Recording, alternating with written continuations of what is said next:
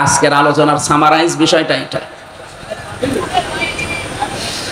শব্দের দিকে খেয়াল করে করে আমি যখন মিলাই, আমি চিন্তা করলাম নবীজি দল্লা শব্দ কেন দিলেন না? দল্লা ইয়াদিল্লু শব্দ যদি দিতেন, সরাসি মুজাররাদ থেকে বাপটা আসলে বাংলা অর্থ হতো আপনি নিজেই নিজেকে খারাপ বানিয়ে ফেলেছেন।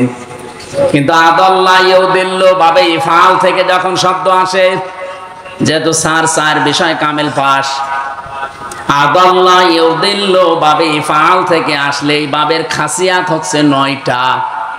কওমি মাদ্রাসায় যারা ভালোভাবে পড়েন তারা বাপগুলো হয়তো দেখেছেন।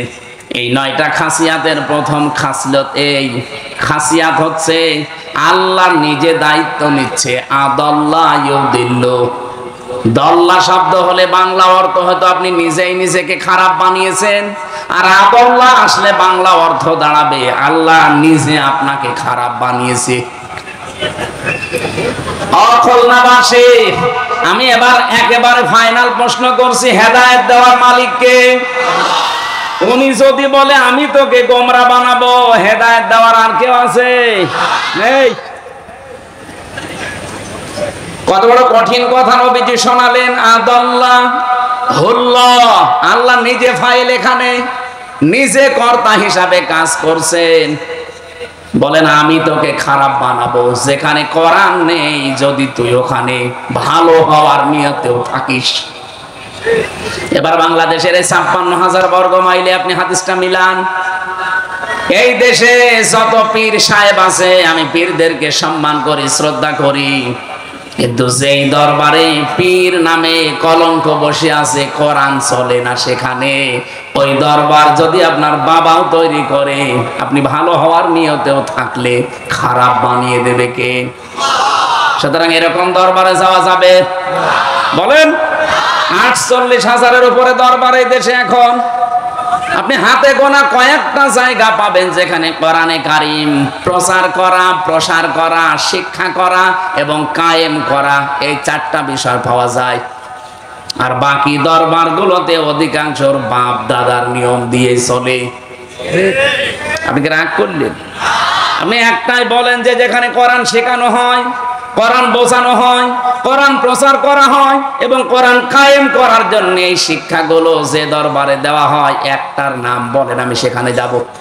হ্যাঁ, কোরআন শিক্ষা হয়তো আছে, কোরআন বোঝার বিষয় আছে, কোরআনে কারীম প্রচার করারও বিষয় আছে, কিন্তু 4 নাম্বারটা আমি অধিকাংশ দরবারে পাইনি।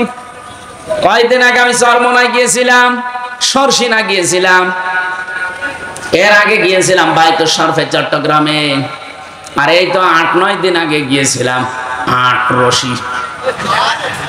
না, আমি গেছি বোঝার জন্য। এই যে সব জায়গায় কিন্তু কামিল মাদ্রাসা আছে, যে 4টার নাম বললাম, 4 জায়গায় কামিল মাদ্রাসা আছে। 1 থেকে মাস্টার্স পর্যন্ত তারা পড়ায়। হ্যাঁ, কোরআনের শিক্ষা তারা দেয়। কোরআন কি করে বোঝা লাগবে সেই শিক্ষাও সেখানে আছে। কোরআন প্রচার করা লাগবে সেই শিক্ষাও সেখান থেকে পাওয়া যায়। কিন্তু 4 নাম্বার যেটা, এই পৃথিবীতে কোরআন কায়েম করা লাগবে, এই শিক্ষাটা সেখান থেকে দেওয়া হয় না। ওখান থেকে যদি এই শিক্ষাগুলো কেউ দেওয়ার জন্য একটু চেষ্টা করে, তাকে বাদ দিয়ে দেয়। কেউ যদি নেওয়ার চেষ্টা করে, তাকেও সাইদি সাহেবের মতো বের করে দেয়। সাইদি সাহেব তো সরসিনায় পড়তেন। বলে আমরা কোনো রাজনীতিতে নেই। আপনি এই কথা যদি সজ্ঞানে বলেন, আপনি বেঈমান। কারণ নবীজি জীবনে রাজনীতি করেননি। উনি রাজনীতি না করলে রাষ্ট্রপ্রধান হলেন কি করে? আপনি বাঙালিকে হাইকোর্ট দেখান, বাটামি করার জায়গা পান না। বলেন না, আমরা একটা তন্ত্রে মন্ত্রে আছে, আমি একটা আদর্শ নিয়ে আসি। আপনার আদর্শ হওয়া লাগবে রাসূলুল্লাহর আদর্শ। যেই দরবার থেকে কোরআন শেখানো হয়, কোরআন বোঝানো হয়, কোরআন প্রচার করা হয়, কিন্তু সেখানে কোরআন কায়েমের কোনো কথা নেই, সিস্টেম নেই, ওই দরবারে যদি ভালো হওয়ার নিয়তেও কেউ থাকে, আল্লাহ নিজে দায়িত্ব নিয়ে তাকে গোমরা বানিয়ে দেবে। এখন যদি বলেন কই গোমরা হয় না, তো হয় না মানে আবার কি দেখবেন?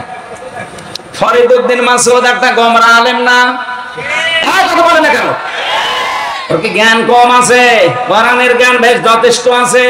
কোরআন প্রচারও করার মাধ্যম জানে, কিন্তু কোরআন কায়েমের আন্দোলনে ছিল না। যারা কায়েম করতো তাদের বিরুদ্ধে সারা জীবন ফতোয়া দিয়েছে। শাহবাগে পর্যন্ত গিয়ে সাইদি সাহেবের ফাঁসি চেয়েছে। কথা বলছেন না কেন?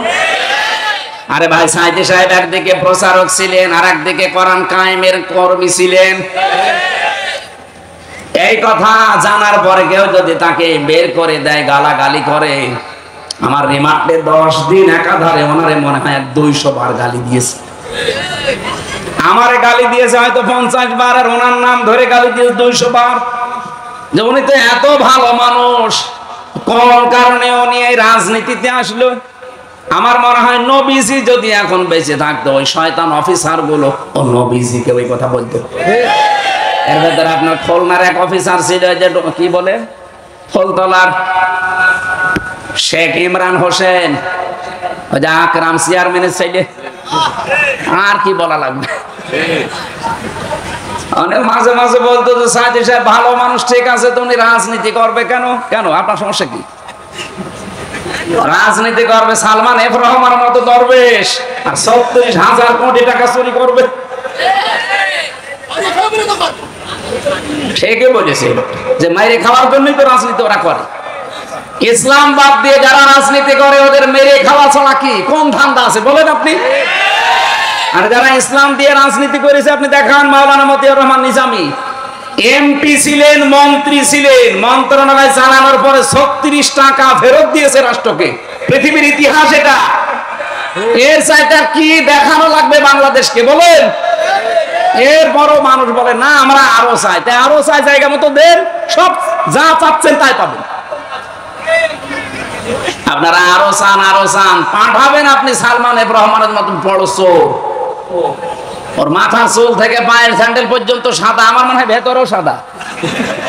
আমি ভেতরটা জানি না, আমার মনে হয় ও সাদা, কিন্তু ওর যে অন্তর পুরাটা কালো। কথা বলেন না কেন?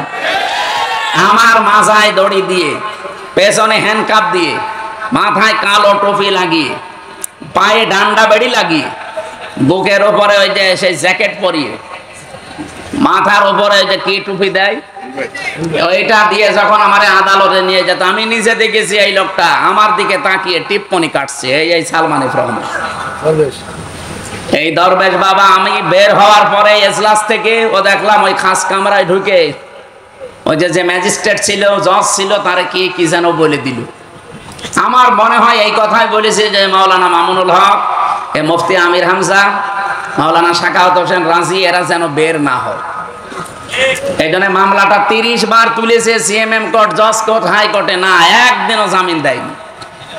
অথচ এই মামলা আগস্টের 5 তারিখের পরে শুধু তুলতে দেরি, জামিন না খারিজ করে দিয়েছে।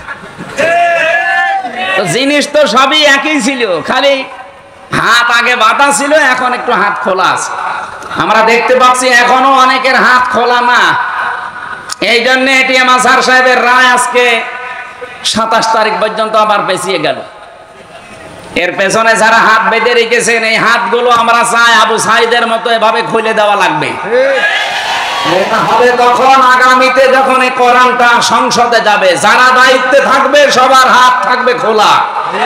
আর কথা বলেন না কেন? হাত বাঁধা থাকলে কি হয়? হাত বাঁধা থাকলে কি হয় আমি তো দেখলাম এই 3 বছর, আর হাত খোলা থাকলে কি হয় এই 1 বছরে টের পেলাম। এই জন্য আমরা চাই আগামীতে যারা আসবে, এখনো যারা আছে এদের হাত অনেকের বাঁধা। কি কথা বলছেন? প্রতিবেশী নামে একটা কলঙ্ক পেয়েছি আমরা, তাম দুনিয়ার নিকৃষ্ট একটা প্রতিবেশী আমরা পেয়েছি। এই শয়তানদের সাথে যারা আলোচনা করে তাদেরকে ওরা মুক্ত করে দেয়। দেখেন ফাঁসির আসামি পর্যন্ত, মার্ডার মামলার আসামি সব বেরিয়ে চলে আসছে। আর একটা মাজলুম মানুষ এটিএম আজহারুল ইসলাম, তার যে সাক্ষী, এটা পৃথিবীর অষ্টম আশ্চর্য জিনিস, কারণ 6 কিলোমিটার দূর থেকে সাক্ষী দিয়েছে। আমার মনে হয় ওর চোখে শকুনের চোখ লাগানো ছিল, তাও তো সম্ভব না। কি আশ্চর্য সাক্ষী! আর সাক্ষীগুলো যে বানানো মিথ্যা, এটা তো আমি নিজে ভিকটিম। কারণ আমার যে 4 জন সাক্ষী, আমার মামলা ছিল আমি আনসারুল্লাহ বাংলা টিমের প্রধান, অথচ সাতাশে কি আমি জানি না। এরপরে ওরা কিন্তু মিথ্যা সাক্ষী জোগাড় করেছিল কুষ্টিয়া 4 জনকে। আমার মামলার যেদিন আমার রায় হবে ওই দিন ঠিক ওই 4 জনকে নিয়ে এসেছে। আমি ওনাদেরকে জীবন ওই দিন প্রথম দেখলাম। বললাম যে ভাই আপনি কোনোদিন আমার দেখেছেন? বলছেন না। আমার নাম শুনেছেন? বলছে আর শুনেছি। নাম শুনি আপনি সাক্ষী দিয়ে দিলেন যে আমি বাংলা টিমের প্রধান ছিলাম, তাও সারা বাংলাদেশে। আপনি কি বাংলা টিম কিছু বোঝেন? বলছে না। না মানে আপনি কিছু বোঝেন না, আমার চেনেন না, আর আপনি সাক্ষী দিতে চলে এসেছেন? আমার যা যা বলেছে আমি তাই তাই করছি। এই ছিল দেশের অবস্থা। এটি আমার আজহারুল ইসলামেরও এই অবস্থাই, কিন্তু বাঙালিকে বারবার হাইকোর্ট দেখাচ্ছে। যারা দায়িত্বে আছেন আমরা জানি পেছনে কারা রাঘব বোয়াল আছে। এই দেশে যারা রক্ত দিয়েছে তারা ইসলামপন্থী মানুষদের ছেলে মেয়েরা। এক কথা বলেন না কেন? সুতরাং আগামীতে আর কোন হাইকোর্ট আমরা দেখতে চাই না। এই 15.5 বছরে যারাই ছেলে ছিল এই রাজনৈতিক মামলায় এই হাসিনার প্রতি হিংসার কারণে প্রত্যেককে বিনা কারণেই ছেড়ে দেওয়া লাগবে। এর কিসের বিচার? বিচারপতি যেখানে পালিয়ে যায়, মামলার আয়ও পালিয়ে যায়, মামলা যারা রিমান্ডে নিয়েছিল তারা পালিয়ে গেছে, এমনকি রাষ্ট্রপতি সাবেক সেটাও পালিয়ে গেছে কালকে। এরপরে আবার মামলা থাকে কোন যুক্তিতে আমি তো খুঁজে পাই না। আমাদের দেওয়ালে যদি পিঠ থেকে যায় না তখন আর কিন্তু এই পানি পড়া, তেল পড়া, আপেল পড়ায় কাজ হবে না। দাদা কয়েকদিন আগে নারায়ণগঞ্জে মনে হয় যে বাড়িতে ছিলাম, ওই বাড়িওয়ালা 2টা ছেলে আছে ওনার, আর একটা ছেলে পেটে 6 মাস সন করে, ওইটাও ছেলে। তো লোকটার খুব আশা যেন এবার মেয়ে হয়। একটা পানির বোতল আর একটা আপেল নিয়ে বলছে হুজুর এমন ভাবে আপেল পড়ে দেন যেন এবার আমার মেয়ে হয়। আমি বললাম আমি কি ডাউনলোড করে দেব?